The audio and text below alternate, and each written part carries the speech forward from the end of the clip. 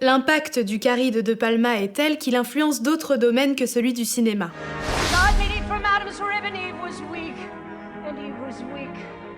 En effet, en 1988, l'adaptation en comédie musicale Carrie the Musical est jouée à Broadway ainsi qu'à Stratford-upon-Avon en Angleterre. L'écriture est due à Lawrence D. Cohen et la musique est signée Michael Gore, célèbre pour avoir composé la bande originale du film Fame en 1980.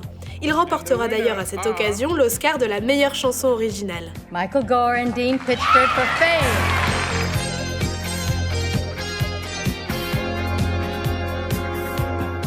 Il aura toutefois moins de succès avec cette adaptation. En effet, le spectacle s'arrête après seulement une vingtaine de représentations et entraîne une perte de 7 millions de dollars, faisant de cette version de Carrie l'un des plus gros fours de toute l'histoire de Broadway. Cet échec sans précédent n'empêchera pas la réalisation d'autres adaptations théâtrales de Carrie plus prometteuses en 2012 et en 2015.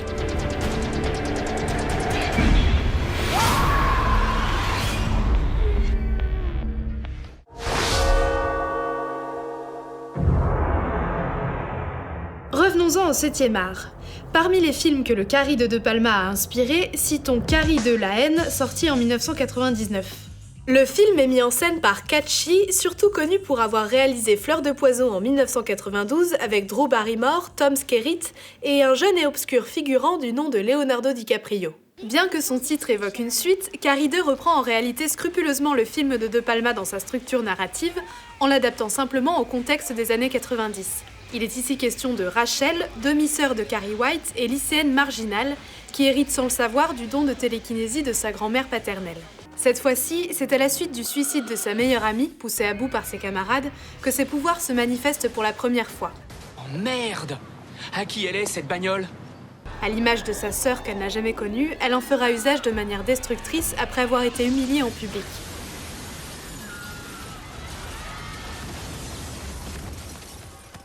Le principal intérêt du film est la présence de Amy Irving, la sous-Snell du Carrie de 1976, rôle qu'elle reprend dans ce film. Devenue conseillère d'orientation du lycée, celle-ci a encore en mémoire la tragédie survenue 23 ans plus tôt et dont elle est la seule survivante. Aussi, lorsque d'étranges phénomènes font leur apparition, elle craint que l'histoire ne se répète. Pour le reste, Carrie de la haine se calque sur des références à la mode, en particulier la saga Scream, et ne constitue guère plus qu'une copie du film original. L'une des seules trouvailles réside dans l'humiliation du personnage principal.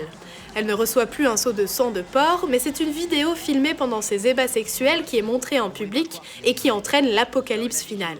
Notons qu'en plus d'avoir été un échec commercial cuisant, le film est très critiqué par les inconditionnels de l'œuvre de Brian De Palma. Suite à ça, la carrière cinématographique de Katchi prend fin et elle se reconvertit en professeure d'art dramatique en Californie.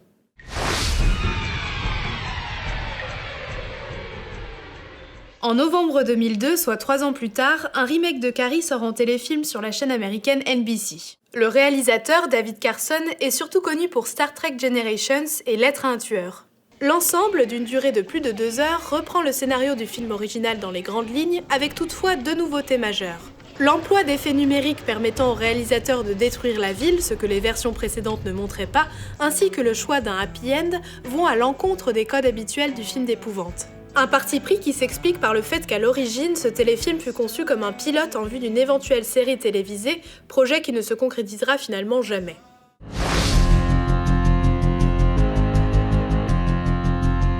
Passons maintenant au remake de Kimberly Peirce, Carrie la Vengeance, réalisé en 2013. Le film est produit par la Metro-Goldwyn-Mayer et la Screen Gems, surtout connus pour avoir financé des sagas fantastico-horrifiques comme Resident Evil et Underworld. À la fin des années 2000, la MGM connaît un bilan catastrophique. En effet, la société a besoin de 20 millions de dollars pour éviter la banqueroute. Malheureusement, leurs dettes n'en finissent pas d'augmenter et s'élèvent à 4 milliards de dollars en 2010. Afin de renflouer ces caisses, les nababs de la société décident d'investir dans des valeurs sûres et produisent plusieurs remakes, parmi lesquels Robocop, Hercule et Poltergeist. De même, les nouvelles versions de Ben-Hur et des 7 mercenaires sont prévues pour 2016. C'est dans cet esprit qu'en 2011, la MGM s'attelle à un remake du film de Brian De Palma, Carrie la Vengeance. L'homme à la tête du film est Kevin Misher, transfuge d'Universal ayant produit une quinzaine de films, dont Le Roi Scorpion, Public Enemies et Blanche-Neige. Il aborde le projet comme une adaptation plus fidèle au roman de Stephen King, opérant comme un retour aux sources, là où le film de De Palma s'accordait quelques libertés. Il faut comprendre qu'il ne s'agit pas du remake d'un film, mais d'une nouvelle adaptation d'un roman.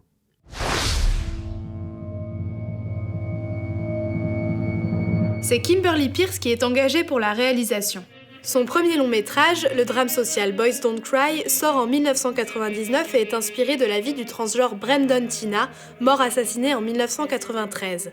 L'œuvre fait sensation et Hilary Swank, très remarquée dans le rôle principal, décroche l'Oscar de la meilleure actrice en 2000. Peirce, abordant de manière frontale le sujet tabou de la transsexualité, se révèle alors une cinéaste prometteuse. En 2006, elle participe à la réalisation de la saison 3 de The L Word, série télévisée dans laquelle la sexualité alternative, en particulier le lesbianisme et la transsexualité, occupe une place centrale. Son film suivant, Stop Loss, a pour toile de fond la guerre d'Irak et d'Afghanistan.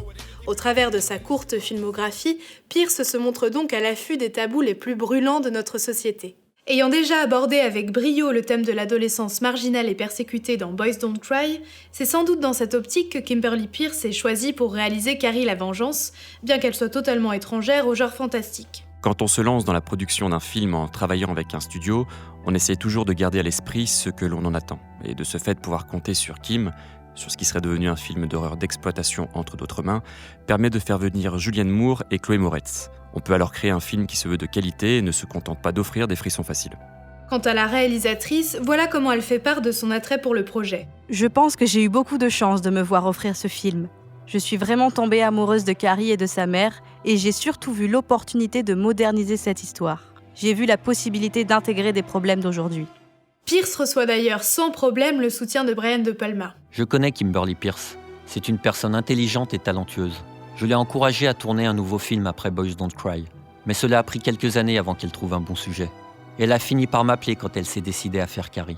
Nous avons discuté de la façon dont elle allait aborder le film, quels acteurs elle comptait engager, et nous avons échangé pas mal d'idées. Et je lui ai donné ma bénédiction. C'est une fille très talentueuse et je suis impatient de voir le résultat. Pour l'écriture du scénario, c'est Roberto Aguirre-Sacasa qui est sollicité. Dramaturge et scénariste de comics produits par la firme Marvel, il est aussi connu pour avoir signé la comédie musicale Spider-Man Turn of the Dark, qui se soldera par un échec cuisant à Broadway. Il est déjà familier de l'univers de Stephen King, puisqu'il a adapté Fléau en roman graphique.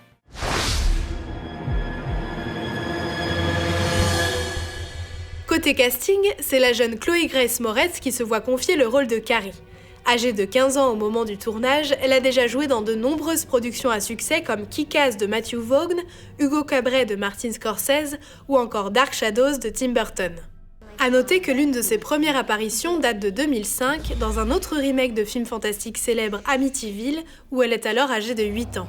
Depuis, Chloé Moretz est devenue l'une des jeunes actrices les plus bankable des années 2010. D'ailleurs, Kimberly Peirce ne tarit pas d'éloges concernant sa jeune actrice. Chloé avait l'âge idéal par rapport au roman. C'est une actrice très jeune, mais qui semble presque adulte. Pour moi, elle a un talent extraordinaire. Julianne Moore est à son tour retenue pour incarner le rôle de Margaret, la mère de Carrie. Actrice incontournable de ces 25 dernières années, on a pu la voir entre autres chez Robert Altman, Steven Spielberg, Paul Thomas Anderson, les frères Coen, Ridley Scott, Stephen Daldry, Fernando Meirelles et Alfonso Cuarón. À l'idée de rejoindre le projet, la comédienne ne cache pas son enthousiasme. C'est évidemment un rôle très complexe et un film important puisque cette histoire m'a beaucoup marquée durant l'adolescence. L'histoire est si marquante et intelligente, traite si justement de l'entrée dans l'âge adulte. J'en ai parlé avec Kimberly Peirce, dont j'admire beaucoup le travail, et j'ai apprécié le fait que l'on revienne aux sources du roman.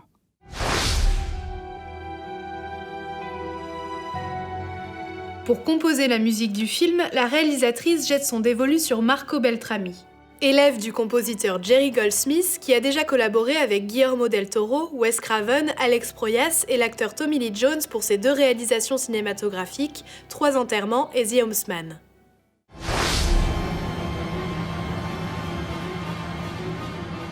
Contrairement au budget serré dont disposait De Palma, Kimberly Peirce bénéficie d'un budget confortable de 30 millions de dollars. L'objectif est de faire une adaptation plus sombre et plus proche du livre, loin des références hitchcockiennes de Palma. De plus, le scénario est adapté à la dimension numérique de la société actuelle, avec l'utilisation des smartphones et des réseaux sociaux. Dans l'une de ses interviews, Chloé Moretz mentionne un univers Black Swanesque. Kimberly Peirce est un génie. Elle est la personne idéale pour ce film. Le film de De Palma est devenu culte. Celui-ci sera plus sombre. Cela me fait penser à Black Swan. Vous entrez vraiment dans l'esprit de Carrie et de sa mère Margaret. Le remake de 2013 se distingue de l'original, notamment dans le traitement des personnages. Ainsi, Carrie subit une transformation radicale. Contrairement au personnage fragile de Sissy Spacek, qui était victime de son don de télékinésie incontrôlée, on découvre ici une Carrie proche des jeunes super-héros qui s'entraîne, telle une apprentie sorcière, à maîtriser ses pouvoirs. La gestuelle de Chloé Moretz rappelle d'ailleurs celle des protagonistes de Chronicle, des X-Men, ou encore celle que l'on adopte devant un écran tactile. Exit donc la montée d'angoisse face aux forces qui submergeaient de façon imprévisible la jeune fille jusqu'à un point de non-retour, et place à l'élaboration d'une vengeance quasi préméditée et surtout courue d'avance. Les autres personnages du film font également l'objet de quelques modifications. Dans le film de 1976, le personnage de Sue Snell commence par se prêter au jeu pendant la scène de la douche, poussé par l'effet de groupe, avant d'être rongé par la culpabilité et le remords. C'est d'ailleurs le cas dans le livre. Sue bombardait aussi Carrie, tout en faisant chorus avec les autres, incertaine du sens de ses gestes. Une sorte d'envoûtement s'était emparé de son esprit et rayonnait comme une lumière au néon. Il n'y a pas vraiment de mal à faire ça. Or, dans le remake, Sue Snell, interprétée par Gabriella Wilde, est une figure héroïque fondamentalement bonne, prenant la défense de Carrie dès le départ, sans se soucier à aucun moment du jugement de ses camarades. Ensuite, elle n'hésitera pas, après avoir assisté au massacre du bal, à se rendre chez Carrie pour réparer ses erreurs et essayer de l'aider à sortir de la maison avant qu'elle ne se désagrège. En plus d'être sauvée par Carrie et enceinte, Sue Snell s'en tire également avec sa santé mentale intacte. Un choix radicalement différent du film de De Palma, dans lequel le personnage, plus complexe, passe par tout un panel d'états différents et finit brisé dans un état de choc absolu. Une fin alternative dans cet esprit a d'ailleurs été pensée et même tournée par Kimberly Peirce, mais n'a pas été conservée dans la version finale. On peut la retrouver dans les bonus des DVD et Blu-ray, une séquence choc qui aurait permis de créer une véritable boucle narrative, puisqu'elle crée un effet miroir avec la séquence d'ouverture, la naissance de Carrie. Un choix sans doute motivé par des problématiques commerciales qui laisse un goût amer à la réalisatrice. Pourquoi ce n'est pas dans le film ? Demandez à ceux qui ont le pouvoir. Quant au personnage de Tommy de 2013, incarné par le tout jeune Ansel Elgort qu'on a récemment découvert à l'affiche de Nos étoiles contraires et divergentes, il est absolument irréprochable et gentil malgré sa brève hésitation à l'idée d'emmener Carrie au bal. Dans la version de 1976, en revanche, Tommy trouve l'idée de Sue franchement ridicule et accepte à contre-cœur uniquement pour faire plaisir à sa petite amie. Suite à ça, on suit l'évolution du personnage de Tommy qui finit par tomber sous le charme de Carrie. Hey, you're beautiful. Dans le livre, on sent ce combat intérieur qui anime Tommy, parfaitement sincère dans son approche. En apprenant à connaître Carrie, il est même surpris de ne pas avoir le sentiment de faire sa BA de l'année. Je t'ai demandé de venir parce que je voulais te le demander. Au dernier instant, il se rendait compte que c'était la vérité. Si Sue prenait l'initiative d'un geste de réparation, elle ne le faisait qu'à retardement.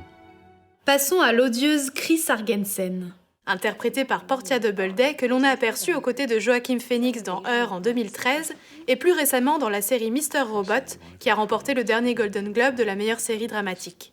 Rappelez-vous, dans la version de 76, Nancy Allen en avait fait l'archétype de la lycéenne américaine populaire et grande gueule, mais avec un second degré qui lui conférait presque un aspect comique, en particulier dans son duo avec John Travolta dans le rôle de Billy. Dans la nouvelle version, non seulement la blonde et la brune reprennent leur place habituelle, Sue Snell devient la blonde au grand cœur tandis que Chris se transforme en une brune impertinente, mais le film présente le personnage de Chris comme profondément sombre et écervelé.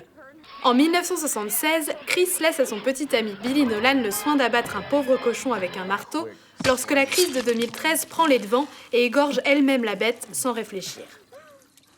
De la même façon, elle prend le risque de faire saboter son coup final en envoyant un texto à Sue et exige que Billy percute Carrie avec sa voiture sans prendre en compte ses pouvoirs surnaturels.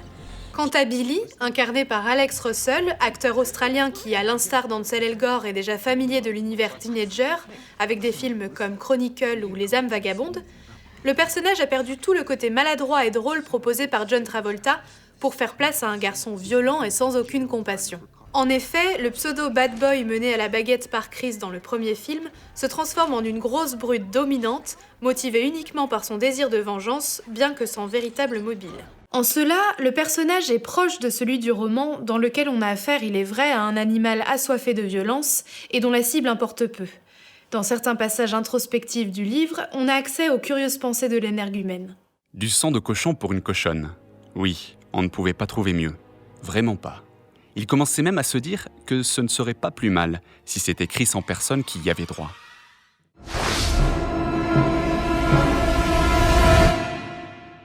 Grâce au remaniement des personnages, le Carrie de 2013 surfe sur la vague des films fantastiques hollywoodiens destinés à un public d'adolescents. La MGM voyait sans doute l'impact et le succès du Carrie de De Palma comme un gage de réussite commerciale dans le but de vendre un film calqué sur les tendances du moment. Entre films d'action, teen movie et films fantastiques, ce remake est curieusement plus puritain en ce qui concerne la nudité.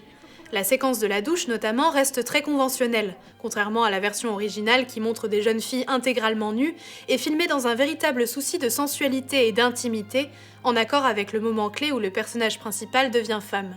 Par contre, le remake use et abuse de scènes de violence gratuites à la limite du gore. En d'autres termes, cachez ce sein que je ne saurais voir, mais passez-moi une paire de ciseaux que je me triture les viscères. On est en mesure de se demander si ce paradoxe résulte d'une exigence de la production ou d'un véritable choix de la réalisatrice Kimberly Peirce. Cette dernière a déjà été confrontée à ce genre de situation lorsque, suite au visionnage de Boys Don't Cry, la Motion Picture Association of America décide de censurer la scène de sexe entre Brandon et Lena alors qu'ils étaient satisfaits de la grande brutalité de la scène du meurtre. En raison de ces scènes de violence, Carrie la Vengeance sera classée B, soit interdit aux moins de 17 ans aux États-Unis. Sachant que notre but était de retranscrire le plus fidèlement possible le roman et de creuser le thème profond dont il traite, ce n'était pas possible d'obtenir un classement Peggy 13. Et je crois que le public, quel qu'il soit, aurait été déçu dans le cas contraire. Pour cela, il faut trouver le juste degré de violence pour le scénario dont on traite. À noter que Chloé Moretz, encore très jeune, a l'habitude de tourner dans des films qu'elle n'est pas autorisée à aller voir au cinéma. Amityville, Zombies, The Eye, Kick-Ass, Laisse-moi entrer, et donc Carrie.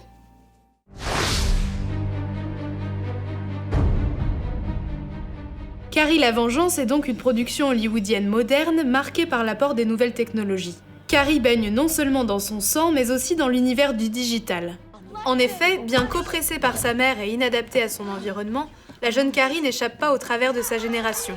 Ainsi, l'incident de la douche est immortalisé par la caméra d'un téléphone portable. Sa diffusion sur YouTube permet à l'événement de suivre Carrie tout au long du film jusqu'à sa projection publique sur le mur du bal de promo.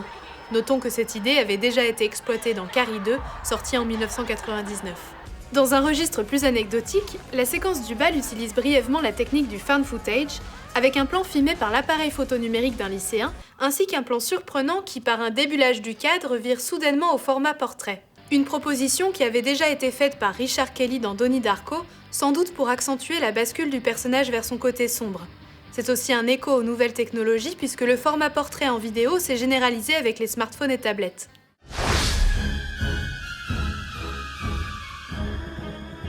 Le remake de 2013 mise sur la démonstration spectaculaire de la violence, avec une version très graphique de la séquence du bal de promo. Les élèves vont mourir et tout doit être montré.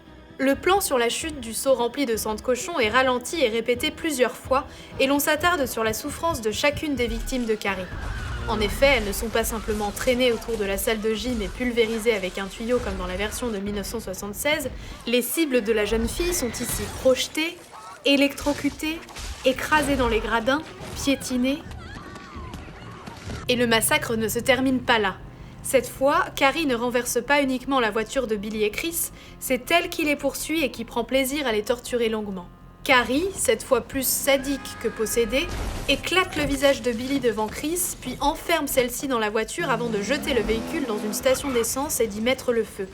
Cette dimension perverse est présente dès le départ avec Margaret White, dont l'accouchement sanguinolent et les automutilations diverses sont toujours montrés en gros plan.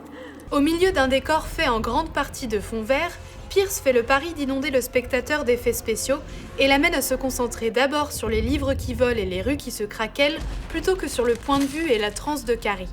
L'évolution dans le domaine des CGI permet aujourd'hui à la réalisatrice de montrer plus de dégâts causés par Carrie, quand De Palma était à l'époque limité par le budget et les possibilités techniques. Ici, la société à l'origine des effets visuels est Mr. X, dans laquelle travaille Dennis Berardi, qui a collaboré entre autres avec Guillermo del Toro sur Pacific Rim et Crimson Peak, et avec Paul W.S. Anderson sur la saga Resident Evil. Visuellement, tout est agencé pour produire un fort impact sur le spectateur. Là encore, la dimension graphique prime sur l'intensité émotionnelle et la profondeur des personnages, et l'aspect commercial justifie tous les partis pris de mise en scène. Une impression confirmée par le soin apporté au décor, lesquels sont dus à Carol Spear, directrice artistique de David Cronenberg et de l'inévitable Guillermo del Toro, mais aussi par la qualité de la photographie, signée Steve Yedling, chef opérateur attitré de Rian Johnson sur Brick, Looper et le futur Star Wars épisode 8 qui sortira en 2017.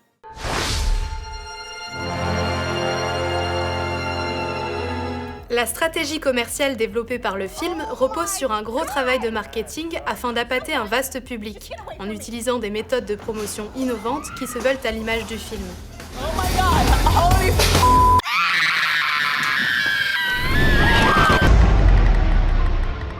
La sortie de Carrie la Vengeance, initialement prévue pour mars 2013, a été repoussée de 7 mois. Aucune raison officielle n'a été donnée par le studio qui s'est contenté de diffuser un teaser plus que mystérieux. Cela a surtout permis de lancer une campagne de pub efficace, axée sur la légendaire fête d'Halloween, et avec pour slogan une phrase digne du plus sanglant des slashers « You will know our name ».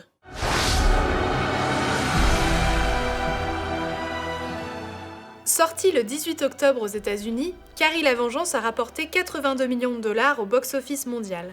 Il a par ailleurs reçu quelques prix comme celui délivré par l'Alliance des femmes journalistes pour le remake qui n'aurait jamais dû être réalisé. S'il se rapproche du livre par certains aspects, le film de Kimberly Peirce, qui présente avant tout un intérêt commercial, gagne en moyens ce qu'il perd en puissance et en originalité par rapport au film de 1976. Même le travail de montage, effectué par Lee Percy, collaborateur de Peirce sur Boys Don't Cry, et par son assistante Nancy Richardson, qui a notamment travaillé sur la saga Twilight, ne sauve guère ce remake. La spontanéité et la créativité de Brian De Palma cèdent la place à un festival d'effets spéciaux qui compense une mise en scène conventionnelle.